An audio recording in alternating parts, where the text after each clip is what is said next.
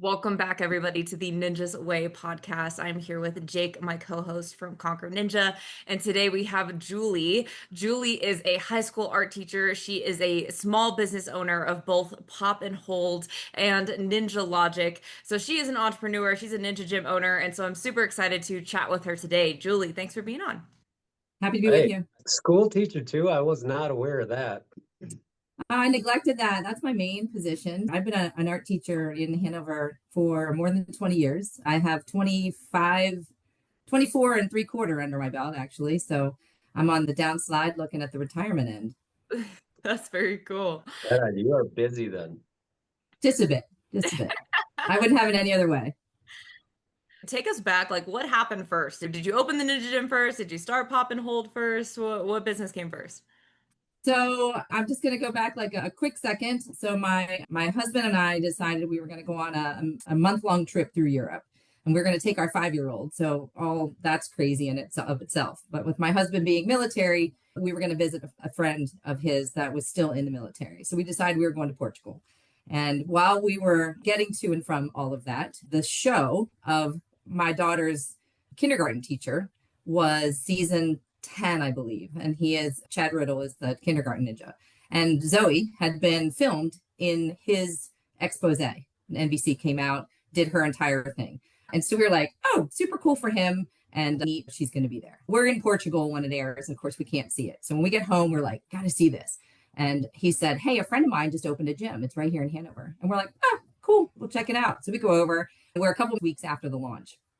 And we walk in and we're like, wow, this is super cool. This is something parents are dreaming of for their kids. Like they don't necessarily have to go be in gymnastics, though that's great for some. It wasn't necessarily our path. And we were like, we really love the problem solving, being a teacher. I was like, this is great. So we're like, we're all in. About that time, I thought I'd be super crazy and I would do a year master's program. So I turned over a master's program in less than a year. I had 2 weeks off. And I said to my husband, you're going to have to take her somewhere. She's got to go. I have papers to write. I have things to do. Take her to the gym. Let her give at it. And that was it. Like we were sold, done. So I think maybe my master's, the push of that coming back, him starting it with a friend, we were like, we're in. And then from there on out, we were sitting in the hallway and we were meeting families and friends and people and things. And we're like, this is awesome. Surreal. She's getting better. She's just 5.5 at that point in time. And we're like, where is this going to take us? We have no clue. Now it's taken us to owning the business because we bought the business shortly after COVID when the prior owner made some decisions to go back to work and it wasn't working necessarily for his family and his fit. And my husband, Keith, came home one night and he said, so do we start doing Ninja in our 24 by 40-foot garage on our property, or do I buy the business? And I was like, that's a no-brainer. You buy the business. Mm-hmm. So for us, it was not only our daughter and our family and the fit for what we can do to provide structure to an environment that's not always happens in a ninja gym. Sure. So we foresaw those kind of things. And we were, by that chance, our time, we were immersed in the community. And we just saw the love of it for everyone. And we have a competitive team and she was involved in that. And neither of us could imagine not owning the business and continuing with that. So we're actually second owners of Ninja Logic, but flourishing nonetheless and don't have any intentions of it going away by any means. One day Zoe might take over and one day we might have some of our coaches that are there be more involved. And I am still looking at that retirement because he's retired. So my husband is more busy now, having been fully retired from the military. And I'm looking forward to that. So we do a lot right now, but that's where the ownership came from. You say, yeah, after COVID, gym was struggling. Okay, should we do it in our garage or should we buy this gym? And you say gym, no brainer. So what were you thinking at that point? How did you guys do that transitioning? Did your husband own or operate then? Or how did you guys do that? We purchased the business from the prior owner. And so we obviously it's just he and I, and rightfully, own it all outright. And we've been building and adding to it. So we look at it like there are some business models where you say I'm going to rent this space and I'm going to go all in and I'm possibly going to be in debt for a long time because I want it to be brand new and I want it to look fresh. And that's one direction. He and I are second kids in a family structures that we go, when it breaks, you figure out how to fix it and you problem solve. So we come at the business from that end. We didn't buy brand new, and then it's build it as it can go, and understand that also teaches the kids a lot too. Like when they walk in and things are, hey, next week we're gonna be off for a day or two because we're gonna be moving some things around in the gym, and then that immerses them in what's happening. So if we change over some rigs or we have some structure that's changing, it's neat to see all of that as well. So I feel like we're more do it from the bootstraps, the ground going up, and the lay of the land isn't always clear as compared to, we all know there's other business models where you can just rent a space and you're going to fill it and you're going to go from there, but you're going to be paying off your debt, so to speak, with what you had to buy. My husband and I really have no debt in the business. So it's really nice to see what we're doing, and it's grassroots. Yeah. That's very cool. So, how do you feel like Ninja Logic is different from any other Ninja gym? What makes the experience different and unique to somebody who walks in the door? I think sometimes there's a different perspective on what I do for a living and how I see it. I walk through the doors and it's a no-brainer. I walk through the doors and I see like how it should look. I see the aesthetics and where things should be, and I go for the Zen and I go, wait, but that's not going to flow. And then it does have to mesh with my husband's view, which is, no, that has to be there. This has to be here. We need to do this and we need that flow. So it certainly is a meshing of the two minds. I am definitely the creative, and I have some engineering kind of thought process background, but he is definitely the engineer and the practical person. He needs to be pragmatic. So when I dream, you got to put that on hold for a little bit because I can't make that dream happen. And I was like, it's okay. You just need to hear my dream. And one day it will come true, or one day we will have problem solved to some of those things. And he is, like I said, definitely the pragmatic and make sure that things are able to be done in a certain period of time with a certain amount of money and so on. So it does keep us balanced in the business to be able to say that. He'll say, not yet, or let's go for it.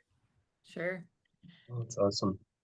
And I love to see ninja parents become ninja gym owners, right? Because they come at it from this place where they could see the spark of the love of their kid latch on to ninja. And it's so cool that you guys were able to purchase the business during 2020. Obviously, it's a challenging time for fitness and businesses in general. Coming out of that season, what were some things that you had to overcome? So just a quick pivot on that. We didn't buy it in 2020. We bought it after. The gym had some struggles in and of itself, and the prior owner, and we worked through it. So there were some pivotal points.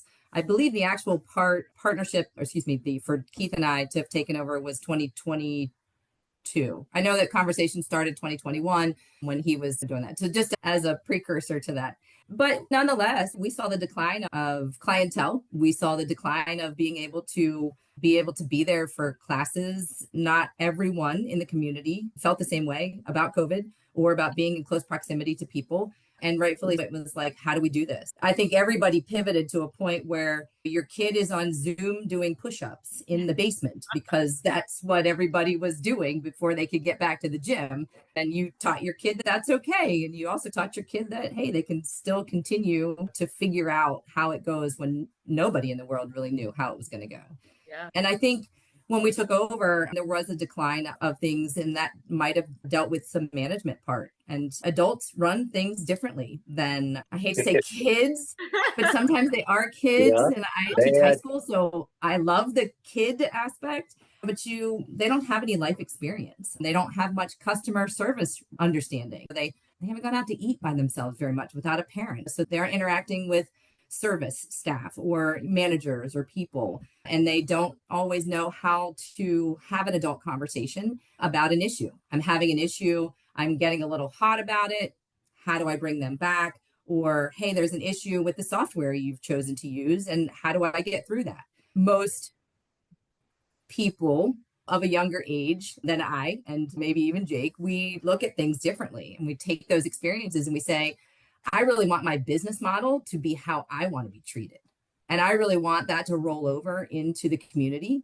And so I'm going to work hard at X, Y, and Z. And I'm going to make sure those things are my current business model or on the cusp of. I run an event, I ask for feedback. At Ninja Logic, we started asking for feedback before WNL started sending out that feedback form. because it was important to me to know what people, when I ran a competition, how did they feel about the rep? How did they feel about the facility? Did they feel like they were comfortable? Was the climate for them? If they brought grandma and grandpa, did they feel like they had a space for them to be sitting for 2 or 3 hours? And so, like, you look at so many more facets of a business when you come at it sometimes from a different perspective. And we've grown. And I think in all aspects, most of our classes have grown. Our team has grown. I started an adult class a few years ago, and then my husband and I decided we were going to get more fit and healthy. And we most of us lost almost 35 pounds each.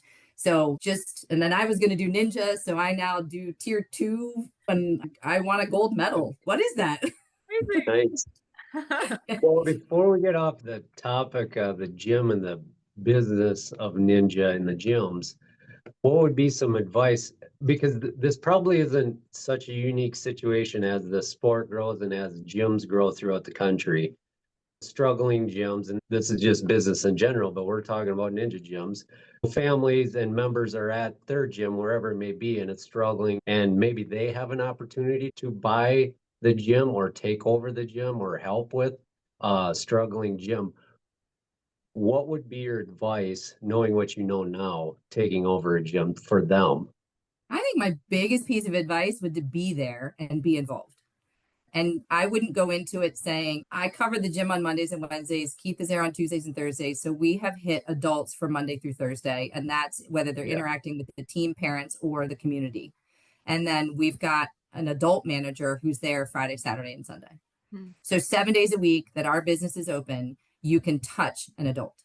And they have life experience and they understand where we're going. And I would also say, be available every time. Like I'm at Worlds for 9 days. And though we close the business now because all of our coaches come to Worlds, they know my phone is always on. They know his phone is always on. And I think you do have to know that if you're running a small business, you still have to touch every part of that business in order for it to succeed. And if you don't, you're letting go of something that you rightfully bought into or created to pass on. And that is, I believe, probably one of the most important parts of that ninja gym, is us being there, us being available. And we're saying, hey, these are things that are important to us. And I do feel like that aspect then teaches those who are coming or those who work for us. That's what matters most. Sure. You speak a lot about having somebody in a management position who is an adult and them having enough life experience. Obviously, in the kids program industry, there are tons of people that are hiring a lot of young kids, right? A lot of high schoolers for their coaches. And so part of the issue or the struggle with that is that these are the people that they can afford, right? Like they can afford the younger generation. They can afford to pay the minimum wage. And so when it comes to you come at your business with this mentality that, hey, we need adults in the room. We need people who are management that are in an older age bracket. So how do you find providing opportunity for these people? Because when people get into that age bracket, they want to have a family, they want to buy a house. And do you feel like having a strong enough business model is allowing you to provide for these adults? Or do you feel like you're here as the owner and you and your husband tandemly working together to provide this? That's a loaded question there.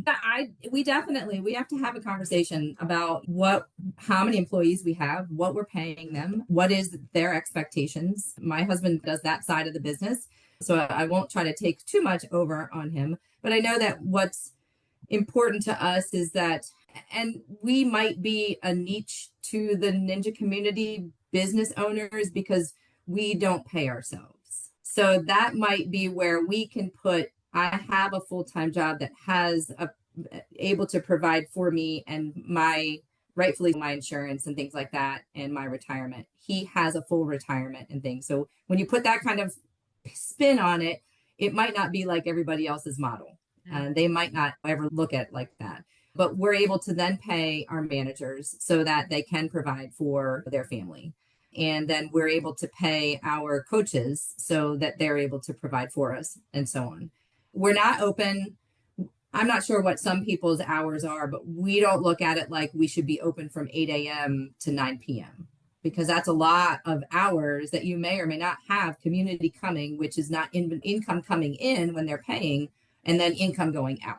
we've selected times that we feel are best in the model to be open so that then we're paying who we're paying that provides for them. And it might just be a part-time job for the high school kid. And we know that we're going to turn those over quite often. We've kept them for a long period of time, which is nice. Yeah. So Julie, you're telling me Ninja Gym owners don't make millions of dollars?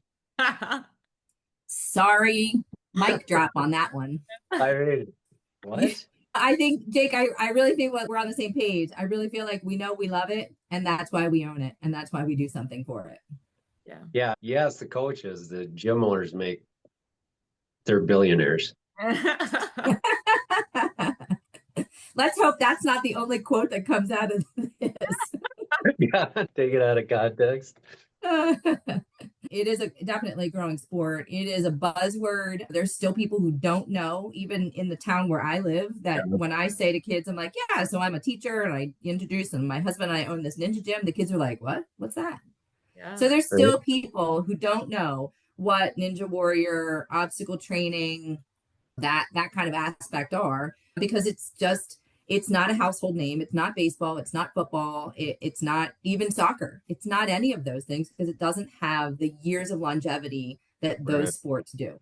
Yeah. And we're all working hard to make it be that next thing, because I think we all see the brain development is different. The physical development is different. The problem solving, like I want my daughter to grow up knowing that she doesn't need anybody else in her life. She should want somebody in her life or have someone in her life because she wants them around, not because she needs them. So like problem solving for me comes through Ninja for her, because that obstacle is not going to be the same thing every time she sees it on the course. So her brain has to develop differently.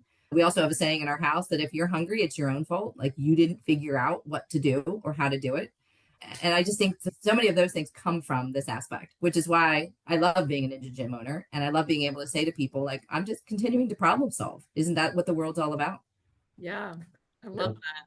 And I think that's something that a lot of people who own Ninja Gyms face, is the education of the clientele and education of the community on what Ninja is. And is this even a sport? And how do we position it as not like a part-time thing, but as a full-time sport in itself?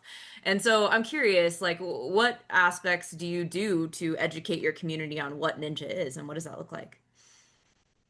I think a lot of it is the conversations that I have with families, the mom, the dad who comes in with the kid. We have Ninja Juniors, so we start at age 2 and we go through age 52, whatever it is for our adult classes. And so though that it might be small and the marketing, it might just be on social media, it's that conversation that happens that says, oh, you're here for this. Oh, we also do this and this. Oh, and then it's their conversation. So by the touch of my conversation or his conversation with them and the excitement that we share, they're like, I'm in. I'm going to bring somebody else back. And then you get the referral process, and then you get more people coming. And so that education, because of the comforting feeling that they get when they got there, because they might not have gotten it when they went to gymnastics. They went, nope, your kid's going to do X, Y, Z. And you're like, oh, okay, that's different. And that might not be the comfortable level for them. I think in that aspect, it's just rolling education and teaching people what it is. Or when you go somewhere, if my husband and I didn't love what we did, we wouldn't talk about it. Sure. We talk about it all the time. Yeah. And it just goes. And the next time, that's how, I don't know if you're familiar with Ultimate Backyard Warrior with Mike Cook down in North Carolina. Yeah. So we go every year because we love Mike. We love the facility. We love the outside. We love the whole thing. And rightfully so, through being in North Carolina, but a gym from Hanover, Pennsylvania, we now have team members who are on our team who travel more than an hour to get to our facility. Pretty sure it's because of him and I. And you don't need to, I'm humble in that statement. They wouldn't be on our team now driving more than an hour to get to us if they didn't have the feeling of the spirit that we shared with them. Yeah. So you have to love what you do, and you also have to educate people on why you're doing it. And that's the buy-in, is that they believe in you. So if they don't believe in you, they're not just going to come to my business. Having somebody there, like when they come to that first free trial or that first time class, like having somebody there to have a conversation with and share that passion with. And a lot of times they'll come in, do a free trial, and then they just leave, and nobody ever gets to actually talk to them and get their excitement and why this could be a good thing for their kid. I think is missing from a lot of gym facilities. So it's awesome to hear that's an integral part of how you educate and connect with people. And it's actually funny you say that. We don't have any free trials. Oh, interesting. So what? So we know that a lot of places do it, but we don't do any free trials. I just had a conversation with somebody that wanted to join in the Ninja Juniors because a friend was already coming. And it was like, hey, we sell 9-week sessions. And she's like, can I join? I'm like, absolutely. So it would be for the remainder of the sessions.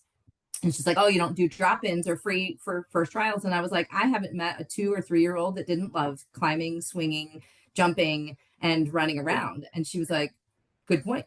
And again, there's the interaction. Most people would have stopped and said, I'm leaving. You're right. It's stating the obvious. Yeah. Like, what kids don't like doing this? Show me. And I say to a kid that might not be able to get up the 10-foot warped wall yet, but that's the whole power of yet. So when you walk over, because I leave the desk, I hear a kid, he's complained to a mom or wants to leave or whatever. I was like, hey, why don't you try this? And I'm not even the coach. I'm just the adult hanging out at the desk. And I walk over and hey, why don't we try a couple things like this? We're gonna do this, we're gonna do this, we're gonna do this. I bet you can get higher if you do this. I bet you, hey, have you ever seen this show? Have you ever done this? They just don't give up. And you just embed all of those aspects. And the parents over there going, I was going to leave. We were going to go because he couldn't get the wall. Right. And then we weren't going to come back. And now we're coming back because she just made my kid feel like the power of yet means I have to be here more times than just once. Even birthday parties, like gaining people from birthday parties when you have structure. So we don't have like just crazy open gym birthday parties. They don't exist in our facility because people get hurt. And things get done, and especially friends are like, hey, if you tried it, I'm going to try it like this. We all know how that happens in a ninja gym when they're out on a stretcher and with a broken whatever. And so I think sometimes the business model just needs to be you figure out what you want and how you're going to do it, and then you stick to it. Sure. And then you hold the people, the community accountable for that, or you hold your employees accountable for it. Hey, you're not the one making these decisions. We are. We need you to follow XYZ. Why? Because the rationale is if we do these things, one, it will feel like it is a very well taken care of and vetted facility, and they will feel comfortable coming back. I said experience is always the first thing.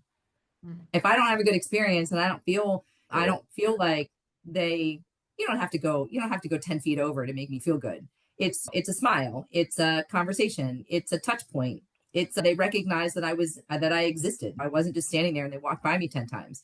Just that first touch is what makes people come back. Love that. Absolutely. We want to shift gears and talk about the pop and hold.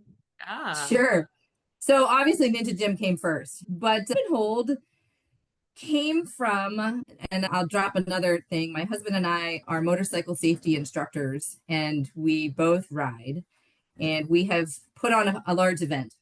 I used to make awards for those events, and it was a pain in the rear end to do them at school on my prep period with the tech teacher and his old CNC machine. And so I was like, listen, to my husband, I said, this is crazy. I said, I don't know if I can do this anymore. And it was just taking up so much time. So fast forward, he taught a motorcycle class. Fast forward, he was on Marketplace. Fast forward, he bought me a CNC machine. He was like, hey, you're going to be able to do these awards for this event. Perfect. Let's splice in the fact that I took Zoe to Williamsburg, Virginia, to an elite camp by Max Feinberg. He used to live on the East Coast. He doesn't anymore. He lives out in Colorado, close to Caden and Ninja Intensity. But anyway, so Max was doing this, and he was like, hey, I think you guys ought to come down. It'd be really cool for Zoe. And I saw this poor kid work his tail off for this elite camp because we know they don't exist for kids that are already in competitions. And so I was like, okay, I can do this. I don't have to do it better, but I know I can make this a robust thing for our gym. I bring it back. I say to Keith, we're going to do this. And oh, by the way, I'm going to try to cut some holds for Max for this camp. And he's like, what do you mean? And I was like, I think I'm going to make him like, the first hold I made him was like an alien head because he and Caden were going to come do this elite camp 3 years ago. And so Max and Caden get there and they're like, wow, this is super cool. I had this big green alien head, whatever. They were going to use it. Saturday of the Ninja Camp, they were like, hey, can you make me a big star? Sure. I walk over to the computer, I key it in, I put the star on it, I come home, I cut it out of on the CNC machine. Mind you, this is probably like 2 weeks after I had owned this thing. And I was like, I'm gonna wing it. We're gonna go. My dad was a woodworker. I learned a whole bunch of stuff from him.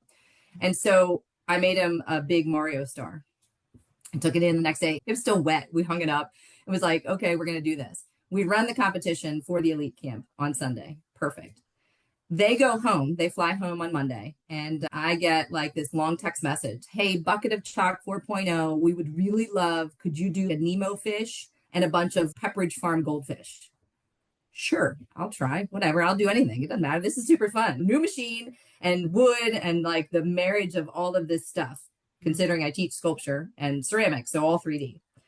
And there it was. Max and Caden were like, hey, you should make sure you watch. This is cool. And they didn't tell me where any of these things were going to be. I think it was like the first obstacle line that everybody had to touch. And at that point in time, Pop and Hold was born because it was like the social media was like, who made these? Where'd they come from? And I've never seen this stuff. This is so cool. My kid loves Pepperidge Farm. He grew up on goldfish. And I'm like, I looked to my husband and I went, I think I need to turn on the website. I think I need to figure this out. How do I do my business model, which was, how do I do custom? No one made goldfish. The other companies make goldfish holds. No one else is, what if I do this? Their business model is, I'm going to do this. And then if people like it, they're going to buy it.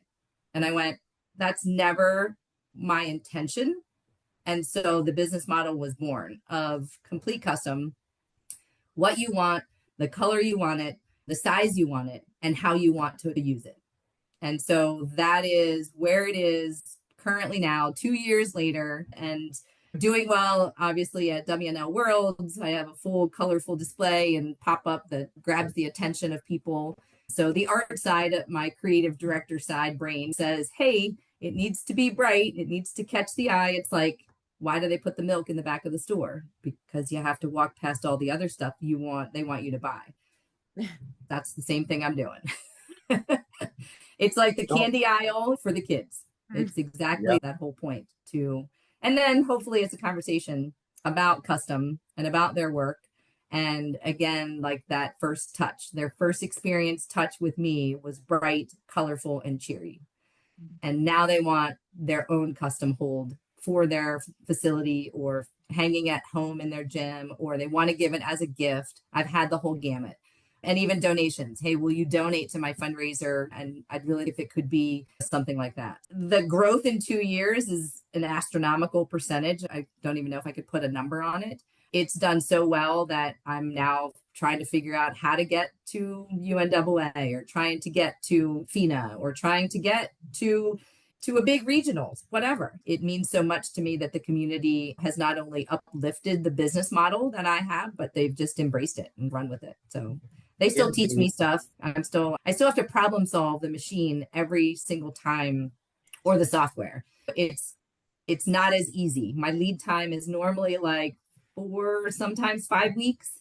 By the time it's, hey, I'd like a custom piece and here's a little bit of information, and then lots of conversation in between, lots of work on the backside in designing and in the program that I use, and then getting it out, getting a quote, getting an invoice paid, and then the machine hopefully running smoothly the way you need it to, because we know that technology is not always our friend.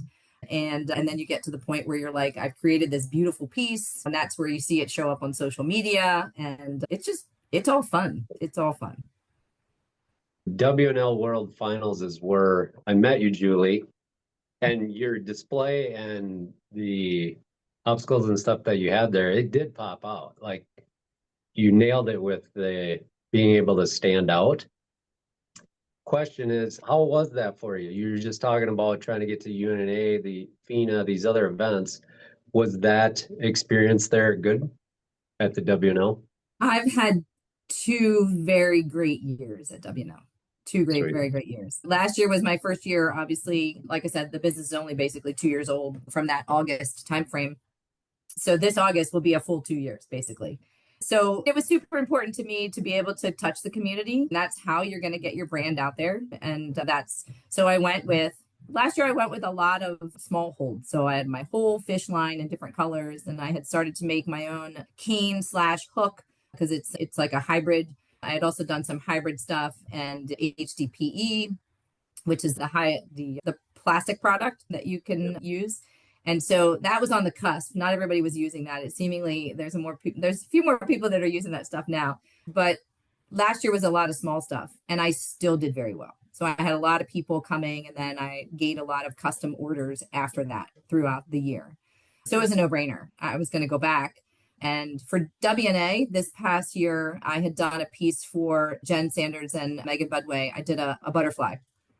I believe it's part of Jen's persona. I think she uses a butterfly as her ninja part.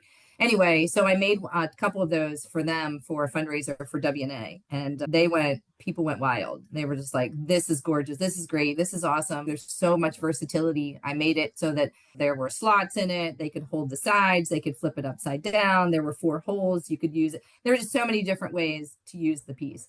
And so this year I was like, I think I'm going to make some butterflies.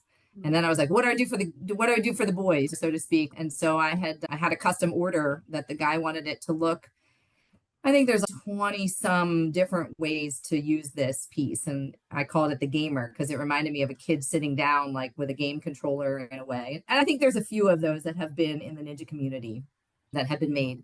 But this one was super fun. So this year I went with medium-sized holds and then a few small things. And then I had done UBW and I had a fruit line. So I did watermelons down at UBW and people were like, this is awesome. So I did lemons, limes, oranges, fruit. It honestly is like, it's like a childhood. You look back and you go, wow, if I could have done that as a kid, or if I could have held that and used that as a kid, would I have loved it? And if I say yes, it goes. I'm doing it. So I sold out of butterflies. I sold out of gamers. I came home with very few things. I had put a couple products in an HDPE line, and I'm really developing some of those pieces. And it went well. Let's just put it that way. Awesome. I'll be coming back. And so you had mentioned that you have an affiliation with WNL. So I'd love to hear you talk about that in the sense of how does it interact with your gym and how are you contributing to the competitive ninja scene? So we have been a WNL facility, I believe, since 2020. Don't quote me on those numbers, not necessarily, because we didn't own the business at that point in time. But we've been with our daughter, we've been attending WNL Worlds since the first one in Greensboro. So I think that was 2019. So that was her first Worlds. They took a year off in COVID and they had done it in New Jersey. And then the last 4 years have been back. So we've been attending six years worth of Worlds. And so again, that being involved in running a classroom, 25 kids every 75 minutes, knowing how to manage things, purchasing a gym, knowing how to manage that. I worked my way into working for WNL as a course manager. A couple of years ago, before the current model of how things are set up, every rig did the entire division. So you would run a course. They would do all stage 1s, all stage 2s, all stage 3s on that course. That's when I got involved. So I sat as a course manager and I had all of the people working the course underneath of me. And that's where I started with WNL because it's highly sought after because they do pay you. They do pay well. Believe it or not, every person you saw in a yellow shirt this past year was paid. And so there are no volunteers. It's all staff. There are no people and I know other leagues choose to do things differently. And we've also in the past, my husband and I were involved for a small period of time with some of those other affiliations just by attending. And we felt we fit more with the WNL model. The whole buy-in of the affiliation, we feel like as adults, we come to the table with adult conversations and be able to run those things. And that's where I turned over from a course manager to an event manager, basically. I don't do a lot of the stuff before we get there. That's for the admin that work either part-time or full-time for WNL. I show up on the Thursday or the Friday or the Sunday, whatever it is for the setup. and then we get everything set up. So I could be involved in anything as much as if it's a regionals, maybe I'm helping set registration up and I'm thinking through the flow of about 600 athletes and their families coming through. What does that look like? And then coming in when the courses are running, how are things running smoothly, checking the warm-up area, making sure certified coaches are there, or making sure that the line managers have a good flow of getting people in. So that's what floor managing looks like at a smaller event. So this past year, I helped with Tier 2 Worlds in New Jersey. Yep. At Center Court, and then also both regionals that WNL had taken over. They had done both the Northeast and the New England regionals. And so I floor managed for both of those, help out, connect with EMS and make sure calls are going where they need to if there's somebody down, or hey, there's something going wrong with the rig, or the course manager's like, hey, the computer's not working right. You're on the first touch of some of those things to make sure that they get back on track and we get back running. At Worlds, I tack on another tidbit, which is basically when the community has frustrations, which is not always the fun part of, but it's certainly a liaise between hoping to calm them down or educate them or say, hey, you've pointed out a great piece that maybe seemingly might have been missed. Let's see what we can do about this. And then sometimes I'm a liaise between if there's a video review or something that even the course missed. There's a lot of moving parts. I'll say that. This year, by far, all of the 5 that I've been involved in, hands down the best. I think it was the people that we hired. It was the people that we knew could do the positions. It's also the characteristics that they have in their personality that knows that they can do those things, but they can also be part of a team. Because we all know there are some individuals who don't necessarily understand what team aspect means. And so rightfully so, they can do a job. Doesn't mean they can do it with you. Yeah. And sometimes it's delegation. Sometimes it's a pivot. And it just, this year was just the best that I've ever been involved in. And actually I've heard that from the community quite a bit, because most of the people around here know that I do work for large events. And so of course they're always chomping in my ear like, hey, what are they going to do next? I'm like, listen, I don't work for WNL. I just work the large event. I just help them really manage those large scale things. And I enjoy it. If I could do something different than teaching, it would probably be consulting on how to be a better person in life, or how to figure out what to do, or how to problem solve, like design thinking. I teach that in my classroom, and I really feel like that exudes in my persona when I do large events for WNL. Okay. And just that bigger idea. So on that note, I think you have a lot of very interesting perspectives, right? It's like you're a ninja parent, you're a ninja gym owner, right? You've been involved with these running of these events. So where do you see ninja going? What is the next big problem for ninja to solve? How to get to the moon, right? Let's shoot for the stars. So I think there's a lot of perspectives. We've got a lot of people moving, like with the Ninja USA headed in the speed course, figuring out how to do things over and over. So how we can make connections and get into the Olympics, and how do we get on the board for that?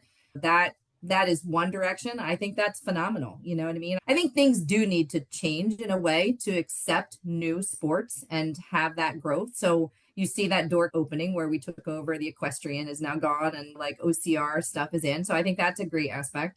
I think it would be great that we shoot for more facilities that are educating and more opportunities for that education to help our kids not only understand business, but understand themselves, understand how to learn to be the adult, the growing, the kid, to take all that perspective over. I see education sometimes as a problem of we've taught them to go sit and do, and we've not taught them to think for themselves. So I really want Ninja to help provide that larger aspect. You can't go sit and do in life.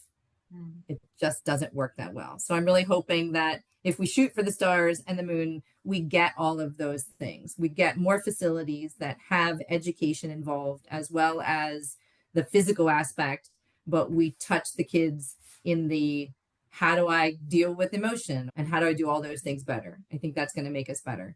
I don't think ninja competitions are ever going to go away. So I think they're truly just going to continue to hone what we do and make everything better.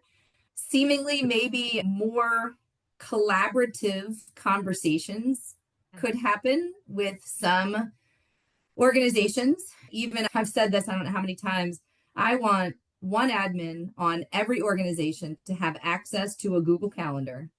And when you choose to put an event, a large event on the calendar, you're making a choice that you may split or divide who comes and who doesn't because of there's so many things happening with it. So I see it as a great thing that there's so many things happening. I also see it as a detriment because everyone wants their piece of the pie. And I'm not quite sure how many pieces of pie we have either to start or remaining. I don't know how many there are. And I see that as growth. And I hope that our growth can be that we start to figure those things out. Absolutely. Baseball. I mean, that is part of the growth of the sport. 5, 10 years ago, even 5 years ago, there wasn't as many opportunities to compete all over. And now families and ninjas are starting to have to pick and choose where they can go and what comp they're going to do and the timing of it. Things have developed much more to where there's more opportunities. I don't know if they're necessarily better opportunities, but that's just the fact of the matter. There's a lot more of it. And to your point earlier, there's people in our community that didn't even know ninja's a thing yet. Yeah. But one thing you were talking about before that was that educational piece. It's almost like if there was a Ninja Gym Academy. That's Allie's. Something like that. Yeah. Yeah, I look at it like an educator. I foresaw a problem when people would come and working WNL events. I see a lot of aspect of the coach that gets paid by the facility to show up. I also recognize that not every facility can have a coach that shows up. So the parent is now able to become a certified coach. And so sometimes that can be give and take. Yeah. So in some ways, Yeah. it can be detrimental. In some ways, it's good. In some ways, it causes conflict. Pop and Hold, the brand came from my daughter. So she's the bubblegum ninja. So that's why my brand has the bubblegum blowing. The brand is cut it, pop it, hang it, hold it, because in the machine, you have to put perforations. So that's where all that stuff comes from. But I don't intend to slow down. So Pop and Hold now, I have a spinoff. So I have Pop News. So I just did a whole thing like how to attend a ninja competition. And it's on my website. It's basically on my shop page for free. Download it. It's a PDF. I want to educate the community on how we can work together and be better. And then rightfully, I also just pushed a new product at Worlds, which is called Pop and Heal. So I'm actually creating, I have a healing hand balm that can be used on anything. And so creating those types of kits and things like that to educate kids on how to heal themselves, whatever that is. I agree with you. Education is 100% how we're going to move forward, and the conversations that are going to come from it are definitely good. Yeah. So when do you sleep? About 5 hours a night, maybe. Hi. My husband will tell you my brain never shuts down. And so I have this running like Google Keep, but I have everything that I do has a Google Keep. So they're all different colors. So for the gym is this color, for personal is this color, for Pop and Hold it's this color, and then everything else. And it's just when you wake up, you put it. I use the Mel Robbins model, the 5, 4, 3, 2, 1. So if in 5 seconds I haven't written it down or gotten up to go do something about it, it's my own fault. And so I just live like that. The same thing. If you can pick the glass up that you left on the counter and put it in the sink, tomorrow you don't have to spend more time cleaning your house. It's just you do it while you live. So I look like that's my model. I do it as I live and I live it so that it's always a part of me. And then when fruition happens, like my creative mind says, that's not going to happen for 5 or 6 months. That's okay. It's still problem solving while we're there, like in the procrastination model. Yeah. Your brain just figures it all out later. Julie, I really appreciate your insights, your perspective, your creativity, your want to help educate the ninja community. How can people get connected with you? How can they learn about Pop and Hold, Ninja Logic, and all the things? I'd say the best way is Instagram. I really try to keep social media open. I hope I answer back in a short period of time. They can scan any of the codes that are on social media and get the shop page. We can have a conversation about custom.